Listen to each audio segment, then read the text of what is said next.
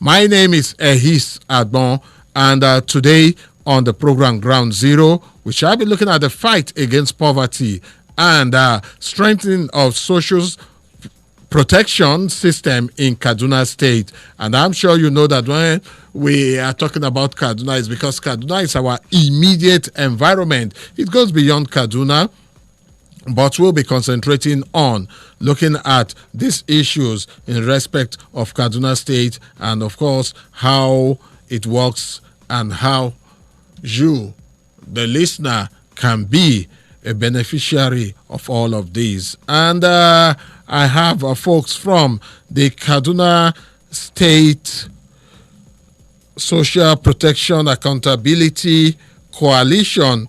They would be with me. They are, one of the guests is already with me in the studio.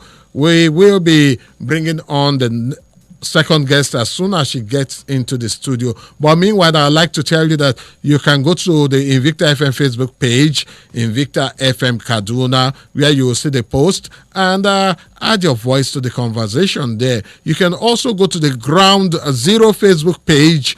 Ground Zero Facebook page is Ground Zero Radio, and it's there you can watch the video of what we are doing right now in the studio. We are live on Facebook at Ground Zero Radio page. Go there and like the page and watch us. Of course, you can also drop your comments so that we can see how we can add value to what we are doing. You can go to Twitter, the Invicta FM Twitter handle at Invicta FM 989, at Invicta FM 989. Same thing goes for Instagram at Invicta FM 989. That's our Instagram handle. We also have the post there. Also add your voice to our conversation and let's talk. Of course, we are on YouTube. You can watch the complete program much later in the day, and also add your comments. I'm sure you know that Ground Zero can be listened to anywhere in the world and everywhere in the world by downloading the Invicta FM app. And let's see what, and from there you'll be able to listen to us anytime, any day, 24 hours a day. And coming to my personal handles, you can go to @his_peacemaker on Twitter and follow me, and I'll follow you back on Twitter. There, the conversation is 247. That's outside the program. We'll still keep the conversation going on. Same thing goes for the Ground Zero Twitter handle. It's Ground 0989. Ground 0989. That's the Ground Zero Twitter handle. Go to those pages. You see the post in respect of the program, and do well to add your voice to the conversation so that we can take the discussion to the next level. Okay? My guest today, I have already Yusuf Goje. He is from CALPED, Coalition of Association of Leadership, Peace, Empowerment and Development. He is the team lead. He's here with us already. And he's also the Assistant Secretary of Kaduna State Social Protection Accountability Coalition. Yusuf Goje, welcome to Ground Zero. Good evening, Mr. Hayes. Good evening, our listeners. All right. And any moment from now, we'll also have someone else joining us from the coalition. Initially, if you check the post, initially, Philip Daniel Yatai would have been with us, but unfortunately, he is caught up in the middle of some very important assignment also, so he may not be able to join us on the program. Okay, before we get talking, let's take this breather, and we'll be right back on the program Ground Zero.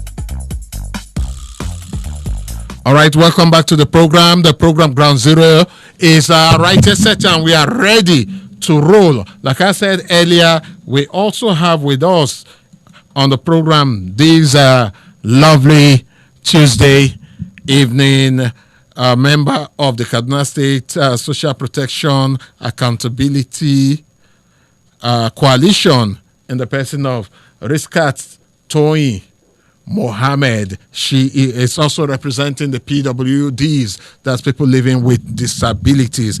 You're welcome to Ground Zero. Thank you. All right. Okay, you've heard her. So the stage is set, and we do not need to talk about too much literature because since we have these great resource persons with us here, we'll just go straight into talking about these issues. You know, we are talking about fighting poverty and how these social protection can come in as a tool that we can use to fight poverty. But for so many people, do they really know what social protection is all about? Breaking it down to the layman's language, the very basic layman's language, what is social protection? I'll start from Yusuf Goje. Well, it's usually difficult to break it down to the layman, but because these issues deal with big grammar and what have you.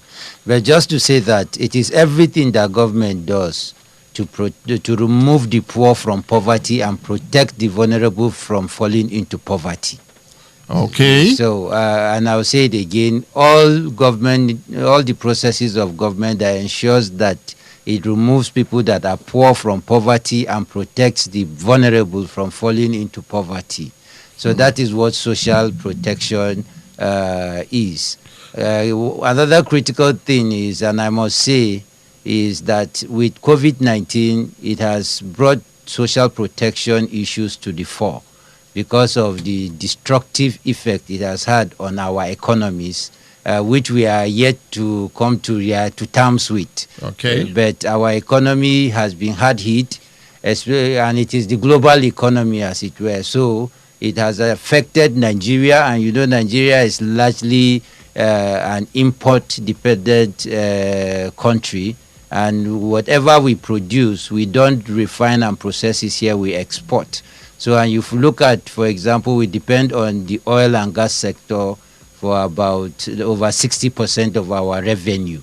So it means that anything that happens to us exporting our crude oil and getting money, it affects our economy. And Kaduna State is not left out because Kaduna is part of Nigeria. So anything that affects our major source of revenue as a nation affects Kaduna State. And that means that the implication is that government will have lean resources to provide the enabling environment for citizens to thrive and to improve their own livelihood, because government cannot do everything. All they can do is to provide the enabling environment. Then on the part of citizens, because of this lockdown, a lot of people have lost their jobs. People are losing their jobs. Businesses are being closed because of the economic hardship. So the question is, what will government do to save such kind of people? And that is what social protection system will seek to address, where it protects its citizens from this kind of shocks, economic shocks, where people that hitherto used to live very comfortable but are overnight thrown into poverty because their means of livelihood has been affected negatively. So it is important that we are discussing this at this point in time, because all attention must go back to social protection. Okay. Social services like providing or infrastructural development, social services and infrastructural development is key.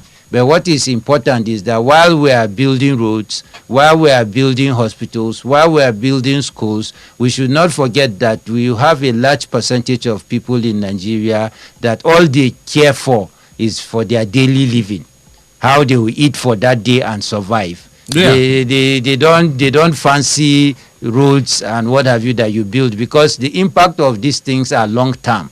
So what is government doing to ensure that these categories of people would be supported, will be protected, and will be will be provided with interventions that would ensure that they don't fall deep into poverty in case they are in poverty already, or if you are vulnerable, those shocks that would naturally push you into poverty would also be addressed.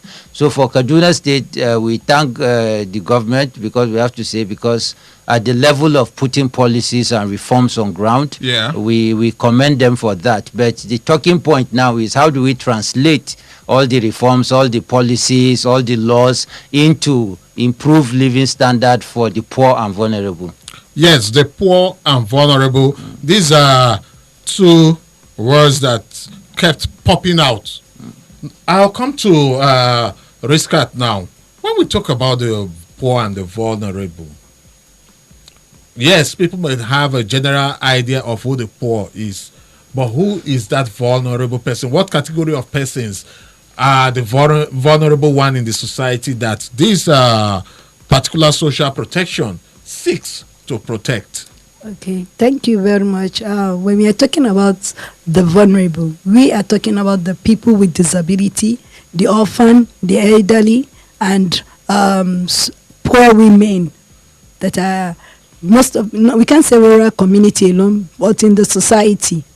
And looking at the vulnerable too, we are talking about some people that that are vulnerable due to their disability, health, or economic situation. That is what vulnerable is talking about. So when you talk about vulnerable, people always believe vulnerable means only PWD. That's people with disability. Okay. But an orphan that is HIV positive is also vulnerable. Orphans that are having health issues are vulnerable. Elderly also are vulnerable. We are not talking about orphans, the elderly that are rich. We're talking about elderly that are vulnerable due to their economic situation, due to their health situation.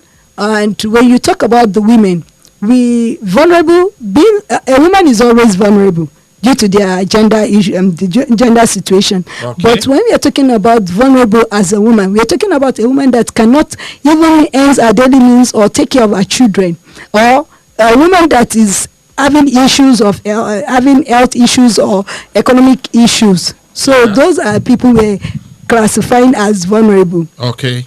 All right. Now we have a broad understanding of who the vulnerable is. Now we can properly focus on this whole discussion. Now, when we are talking about social protection and having had all of these things and the need and importance of having one in place in Kaduna State, at what level? Yes, you talked about policy. Beyond policy now, what level do we want to see it get to, and what ultimately is the aim of the of having a bill or a law to protect the vulnerable and the poor in the society? I'll start from Yusuf. All right, thank you very much. The Constitution says the purpose of government is security and welfare of the citizens. So it means that whatever plan, policies, programs, projects that government is undertaking, it is geared towards meeting the welfare and security of the ordinary citizens, as it were. Yeah. So even the Constitution itself recognizes the need for social protection. Because when the Constitution talked about welfare of citizens, it did not say welfare of the elites. It said welfare of the people. And the people include the rich, the poor, the vulnerable, and whatever category of citizens in that direction. So the whole essence is to meet the welfare of citizens. And for the social protection system, it is like the mechanism. You said we should break it down to layman's language. Yes. So I'm careful using the word mechanism. So, but it is the processes that government is putting on ground, the procedures, the systems, the institutions that government is putting on ground to ensure that no citizen is left behind in terms of access to economic opportunities, social services, in terms of infrastructural development. There is fairness, there is equity, there is justice in the distribution of our commonwealth, whether at the federal or at the state level. And one of the reasons why I thanked the government earlier on for taking the initiative to put this process is that it is a step in the right direction. Okay. It is not where we want to be, but at least we know we are taking the steps towards our desired destination, where we will have no citizen that will be left behind in terms of his needs, because needs are relative. So the government cannot meet all our needs, but they can create the enabling environment that ensures that everybody has equal access to opportunities, that there is equity in the distribution of resources. Kaduna State, in particular, as we discussed, has one of the worst cases of gap between the rich and the poor, inequality in northern Nigeria. So it is critical that this social protection system is put in place to ensure that all the poor and vulnerables are captured in whatever it is government is doing. All right, captured in whatever it is that the government is doing. I'll come down to Riskat, and the poor and the vulnerable. We have a broad and general understanding of what they are going through. But in practical terms, I would want you to spell it out. What are those specific things that the social protection seeks to provide for the poor and the vulnerable? I'm going to, among the things that the social protection is going to provide is there's the security. There's security first, health, provision of health insurance or health accessibility to health policies, good policies that is inclusive, and also we're talking about empowerment, employment, because those are the necessary things to move people out of poverty. Because if I'm healthy, an healthy body is an healthy mind. So it's going to take care of the health aspect, education, employment, security. All those things are the things that the Social Protection Act is going to take care of. And apart from that, it's also going to create a kind of an enabling environment for equal participation for the vulnerable group. Okay. Equal participation for the vulnerable group. That's a situation whereby no one is left behind. Yes. Everybody should be involved in whatever the government is doing and everything that the government is doing. You're still listening to Ground Zero right here on Invicta 98.9 FM. We will just briefly take some messages, and right after these messages, we'll be back on the program Ground Zero. My name is Ehis Admo, and my guest on the program today are Yusuf Goje and also Riskatutoyi Mohammed, and we are looking at the fighting poverty and using the social protection as a tool to do all of that right here on Invicta 98.9 FM. Let's take these messages. We'll be right back right here on the program.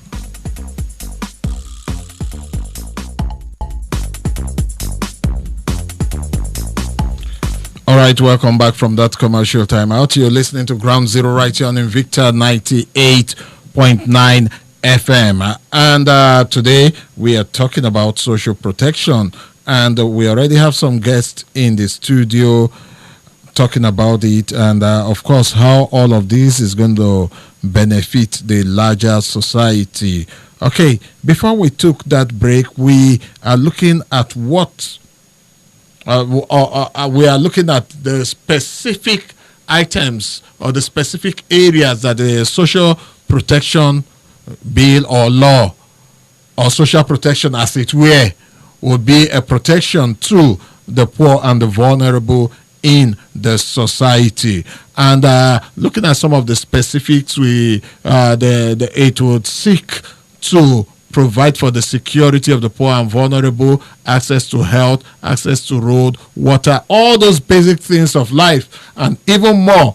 These are things that the social protection bill or law, if assented to eventually, will provide for the poor and the vulnerable in the society. And for some persons, you may think that today, yes, you are on top of the world, you are not poor, you are doing very well. But I tell you, some 12 weeks ago, just before the COVID-19 crisis started. There are some persons that were millionaires, but today I'll tell you it's the grace of God that they that they can get something to feed themselves and their family. Well, that's just by the way. Let's come back to the program and talk about this whole protection. Yusuf Goje, now ultimately we desire that a law is put in place to protect the poor and the vulnerable. Now, what is the role that the citizens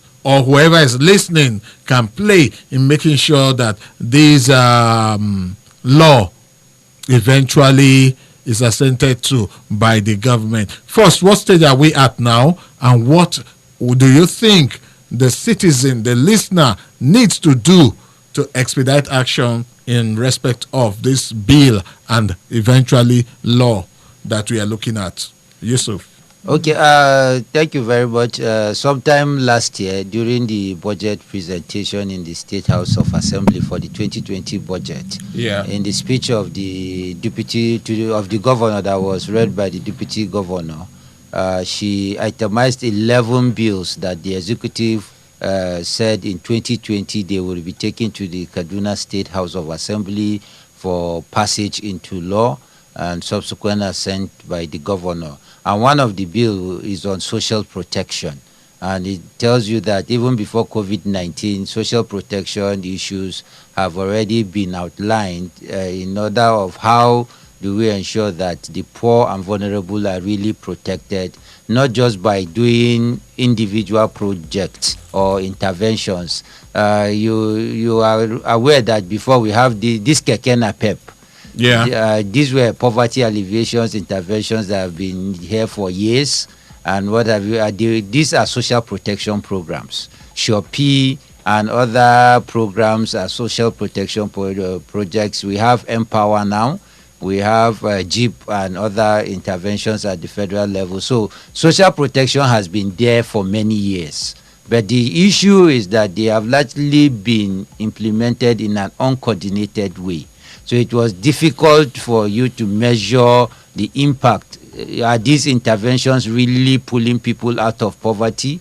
Are these interventions really protecting the vulnerable from falling into poverty? So it has become very difficult because they were not coordinated. And issues of data, you could not get data of who is benefiting, how has that improved his life, is it even having multiplier effect in terms of creating more jobs or feeding his family with whatever intervention you're doing? So data was very scarce, and usually again over the years it has also been seen as a political tool to win political support and popularity. So but with what we have now, we are having a policy that is being developed. It is at the validation stage now, that intends to bring all these interventions under one view, in the sense that you can have a central agency that is able to coordinate everything that is happening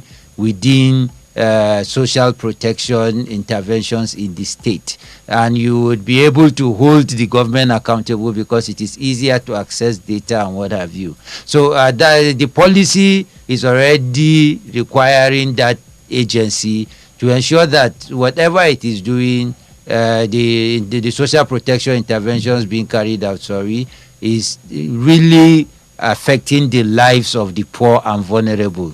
Because over the years, monies are being invested, public monies are being invested in the name of poverty alleviation and support for different kinds of vulnerable groups. But at the end of the day, it is very difficult for you to really see the impact on the lives of these people that we are talking about. So this law would ensure that there is a legal framework of carrying out social interventions in Kaduna State, and it is easy for us as civil society to engage, because presently social interventions are spread across different MDAs.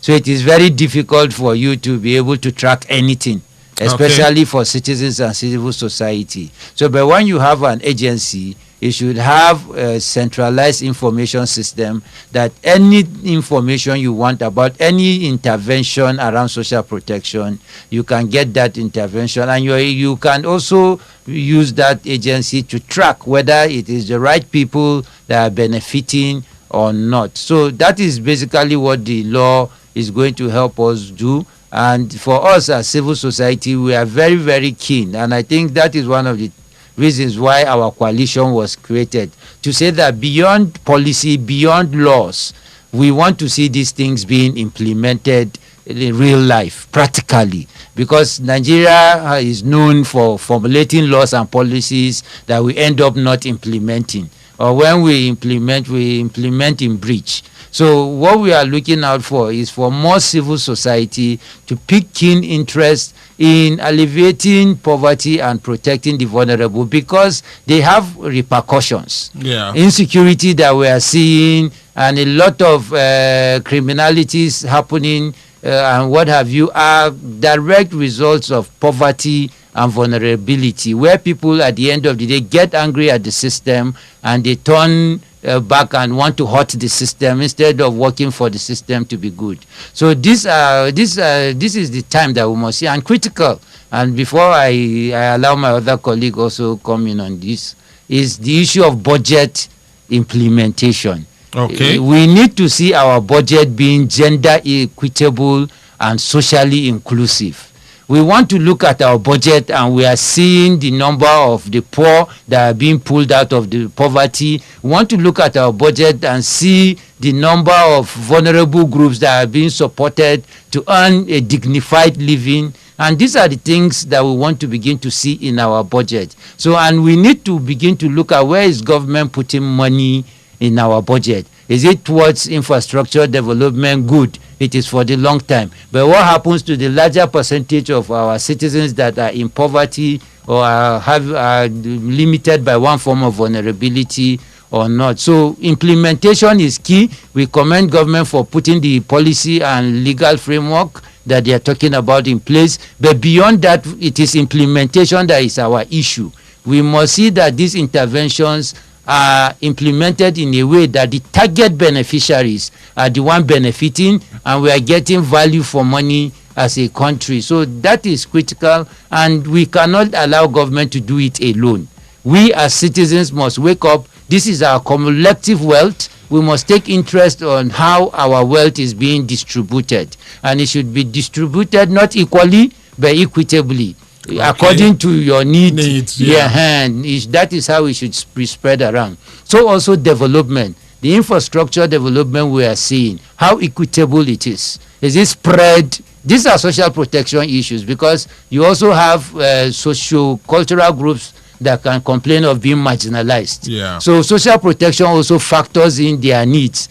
Is there fair distribution of whatever development that we are seeing? And it is critical that we must continue to engage. We must continue to ask questions. If we don't put government on their toes, we will not get the results that we want. And social protection is what we want to see, because yes, we appreciate the infrastructure development, but we need to see that the vulnerable and poor are really, really protected from going into poverty, because it is not about building cities or modern towns. It is about the dignity and livelihood of citizens.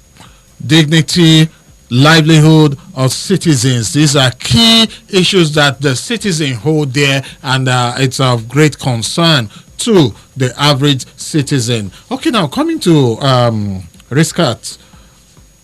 We know that over the years, or I wouldn't say over the years, for some time now, KADSPAC has been going through this process of making sure that the social protection bill or act, or there is social protection for the vulnerable. And we know that KADSPAC is a coalition, as it were. Who or what other groups or persons do you think needs to be part of this coalition? What other group of persons is a coalition working with one? And then who are the other set of persons that you feel or believe that if they are brought in to work or partner with this coalition, that achieving the ultimate aim would come faster and easier? Like the KADSPAC is already working with most of the group I know, the JONAPID, we are already working with them, and the women group and of other groups, we are already on ground, we are working with them. But there are some, to me, most of the groups have been touched. Okay. We have a participatory grant for everybody. And issues there, for example, in the CALPED, we have different representative of different group there. And the voice of the vulnerable are heard. I'm also from a PWD, and the JONAPID are also included. There are a lot of meetings. CASPAC has carried out meetings with PWD, that's the Kaduna State JONAPID, and I'm sure more will be done in the process of getting the Social Protection Act passed. And PWD, I think I'm much concerned about the PWD. Yeah. Because the issues of PWD is very, very sensitive. And like the process, the motto of the PWD, the JONAPID, there is nothing for us without us. So the voice of PWD has to be heard. So there is nothing like we heard. We know how to do it. They have to be on ground. And also the elderly. I think we need to work more with the Association of the Elderly, the aged, and people living with HIV, because they are also vulnerable. We need to put their issues at the table. And I think we are already working with some of them, and we need to put more effort. And any group that are interested in the social protection policy can come up, and the door of CASPAC is open to them. All right. Okay. The program is Ground Zero right here on Invicta 98.9 FM. Let's now go take some calls. Check our social media portals and platforms so that we can get your comments and contributions. The numbers that you can dial to be a part of the program is 081 40,000 989 and 070 800 989. Let's find out who our first caller is. Hello, good evening. Good evening, Yusuf. Good evening. What's your name and where are you calling us from? My name is Musa Bala. Welcome all your guests in the studio. All right, Musa Bala, let's have your take. Thank you very much. On the issue of poverty and the citizen and the government, I think that is the responsibility of everybody in the society. The federal government, the state government, local government, influential individual, and any other person, including IT and your guests in the studio, myself here talking, I think we can all put our head together and our effort to ensure that we uplift the federal government has embarked on so many social interventions. Yeah. Even today, I think this production has been included in the prohibited list. So based on that, the intention is to ensure that opportunity is placed toward the production of maize. Food production is a value chain whereby it has a lot of stages where a lot of people can get involved. Okay. Right from the fertilizer manufacturing, the land clearing, the development, the selling, and even the industry that will not even come in and ensure that they employ people. So I think the government is, and I hope social NGOs and CSOs have been held responsible for that. All right. They have gone very, very far. All right. Greet everybody. Thank you so God much. continue to keep us together. All right. Thank you so much, Musa Bala. You are our first caller today. Hello. Good evening. Welcome to Ground Zero. Good evening, sir. Good evening. What's your name and where are you calling us from?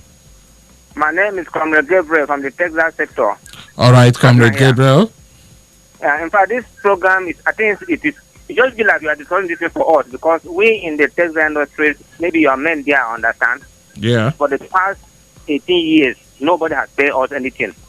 And if there's a vulnerable or poverty being protected, I think to me, nobody is protecting us at all. And I even bring a record there to the office here that 479 people died. That's the one I've been able to record. So I don't know which area we are going to follow to come out of these challenges.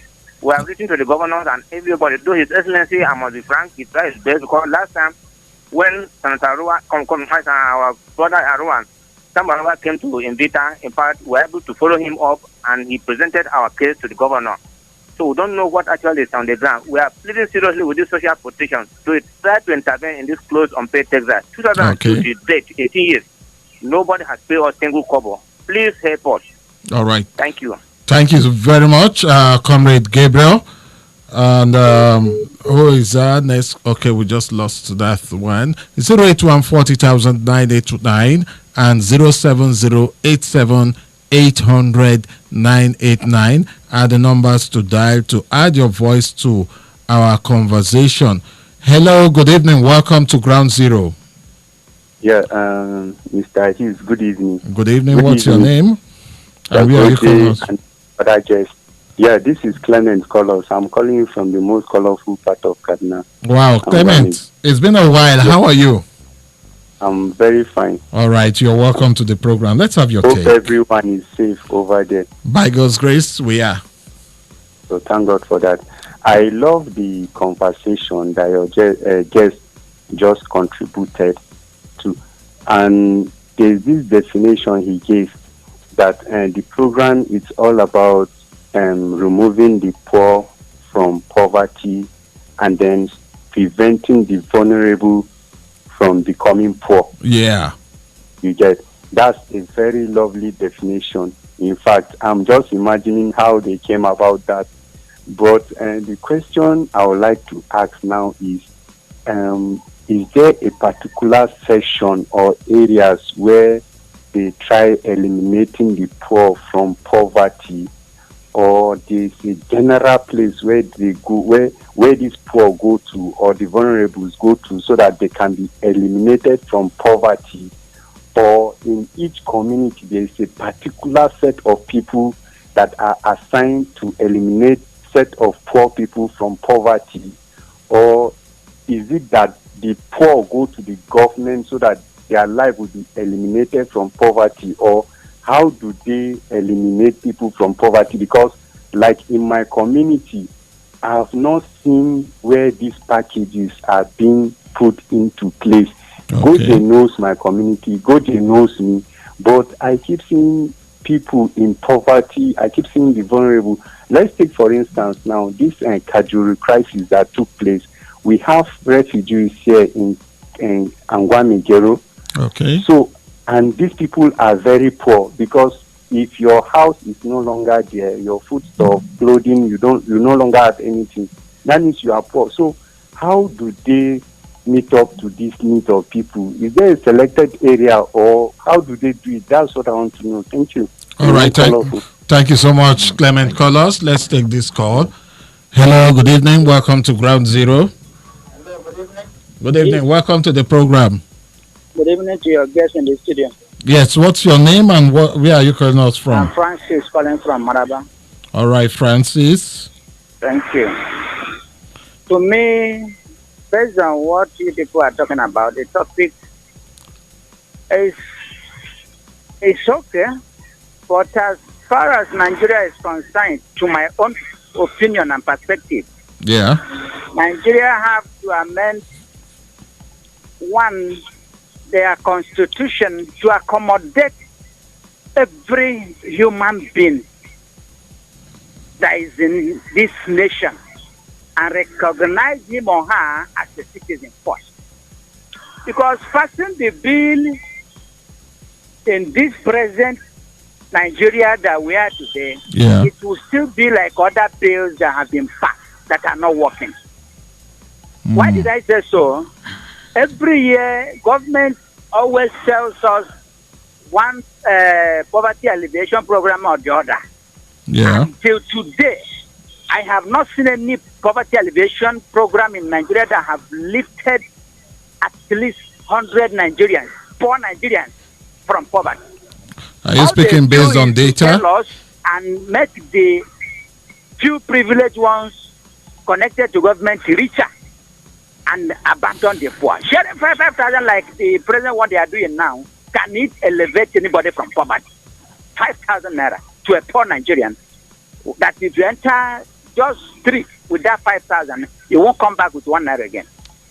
So we have to, first and foremost, treat the issue of our constitution, recognizing every human being in this nation as a citizen and an important human being in this country. Thank you. Thank you so much. We'll take one more call and we will wrap it all up for today.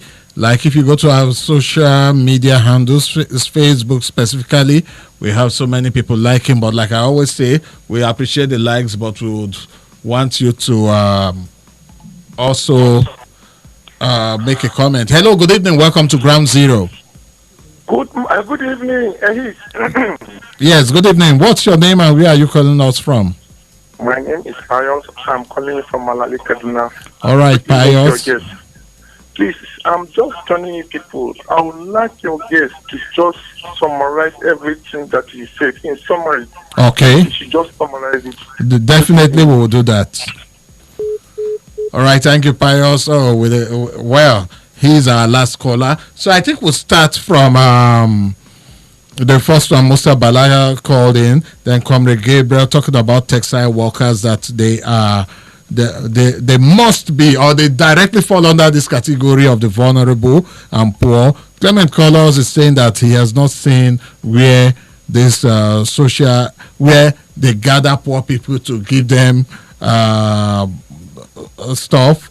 And we have Francis from Maraba saying that it should go beyond that the constitution should be amended to accommodate all of these. And last but not the least is Pius saying that we should summarize it all. I want to risk it to textile workers that have been out of job for 17 years plus. Are they poor and vulnerable by default? Actually, sometimes definition of vulnerable, people need to understand more better. If you are vulnerable, because you are out of work doesn't mean you are poor.